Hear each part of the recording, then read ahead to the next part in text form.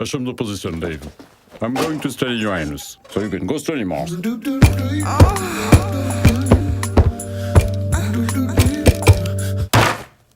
Congratulations, Dave. You're now an astronaut.